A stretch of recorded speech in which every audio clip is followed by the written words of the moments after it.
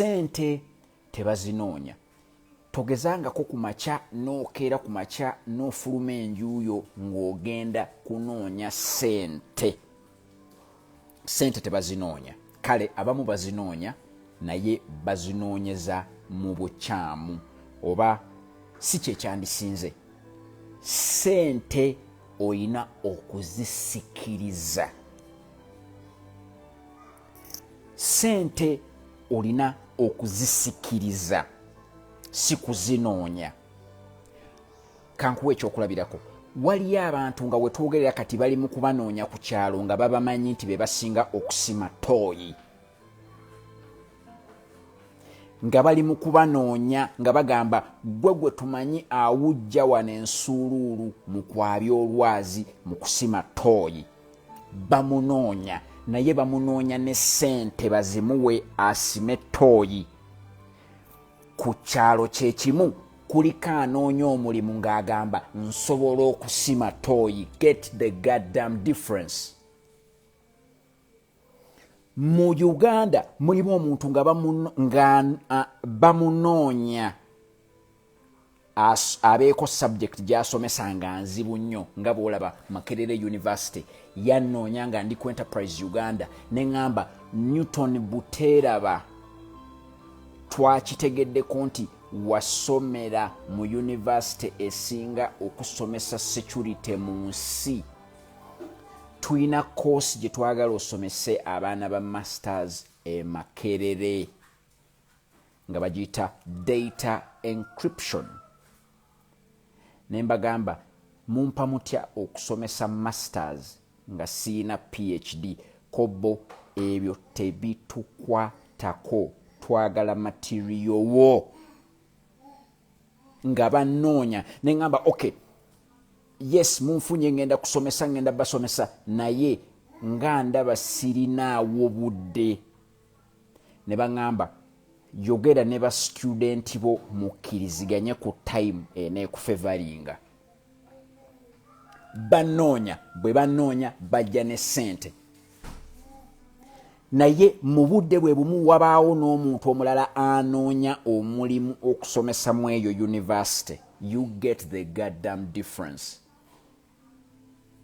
Bwe twogerera waliwo omuntu nga bamumanyi nti ye wa boda nga alina eneeyisa ejjudde honesty, nga bw'akola bwe bamuwa okutuusa ebintu abituusa nga bwe biri, bwe bamuyita atuuka mu budde, teyeekwasa, tatoola ku bintu, tabba, taseera. Bamuyita buli kadde bamuyita. Naye waliwo omulala nga naye ayina piki ali mu kunoonya baatwalako. Oli gwe bayita he is attracting money. Zino concepts bw'oziyiga ne bw'otaagende kumaliriza degree.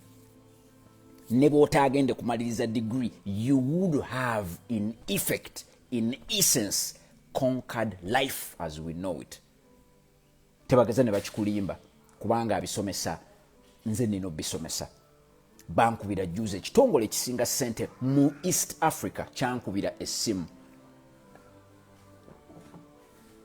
Nakiŋŋamba Newton tuyinayo omusomo wano gwe twagala ojje osomesa abantu. Ne mbagamba ndi mu bigezo.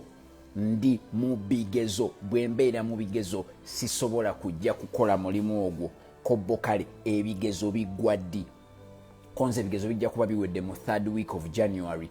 Kobbo kale tugenda kukusettinga up. Twagala obeere panelist ne managing director wa bank esinga sente mu Uganda. Ekitongole ekisinga sente mu East Africa kyagala okunteeka ku panel ne managing director wa bank esinga sente mu Uganda.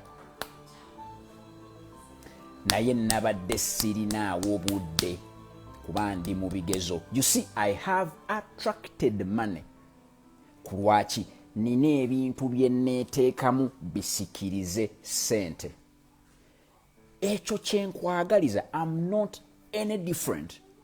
Ekyo naawe okisobola okwesettinga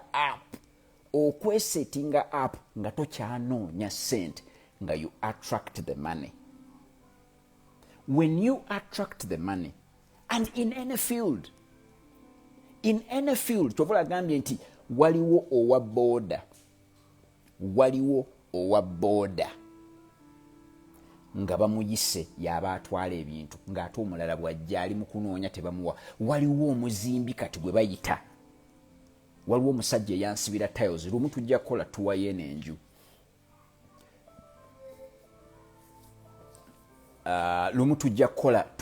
enju, nkulaga omusajja eyansibira tile bamuyita Frank twamanyigana mu 2015. Frank bw'asiba tile toyagala muntu mulala asibe tile. Era namunoonyanga essimu ye evuddeko Frank ng'agenze Kenya kusiba tile, ne mulinda ansibire tiles. Kati yeeteekamu omulimu omulungi nti sente zijja zimulondoola. He attracts money. He is not looking for the money. He attracts money. Naawe ekintu ky'okola osobola okikola ne kitumbira ne kibeera kirungi such that you attract the money. Saagala kuddamu tubonaabone na concepts nyangu. So lwaki ngamba selling, lwaki neesiba ku kutunda? Kubanga nakizuula nti bw'obeera osobola okutunda, osobola okubeera mu arcade, osobola okubeera ku mudaala, osobola okubeera ku mmotoka, oyinza. Waliwo abambuuza which bank is that. Bwe munaakola ka research mujja gifuna. Sobola gyogera wano kubanga sirina gikubira bulango, sinze siri gundi waayo. Siri kye bayita PR waayo. Saagala bank endala zaagala okukolagana nange zigambe naye gwe tetujja kuwa mirimu kubanga eri bank wagyogerako n'ogikubira akalanga. Nze gambye noonyereza ekitongole ekisinga ssente mu East Africa kigenda kumpita ne bank esinga ssente mu Uganda. Tugenda beera ba panelist ne managing director yenteekateeka eriwo bwe naaba maliriza ebigezo. So be someone that attracts money. Ne bw'oba okola mu saloon, sala akaviiri such that bakunoonya obeere nga gw'osala akaviiri. Okutunda nakwagala nnyo nembeera nga nkubasomesa. Wano we tutuuse nga njagala kutegeeza eno ye final gyenja okwogera ku selling. Ebirala byonna nabyogerako, mbize mbyogerako bwe mujja munoonya, bwe munaasoma lessons ziri 6. Eno lesson ey'omusanvu ebatuusiddwako Smart Trends Uganda. Omwami gwe bayita Ibrahim Sembajja owa Smart Trends Uganda yagamba nti omusomo ogunaasembayo mu sales njagala tubeere nga ffe tugutadde mu ssente ku House of Wealth.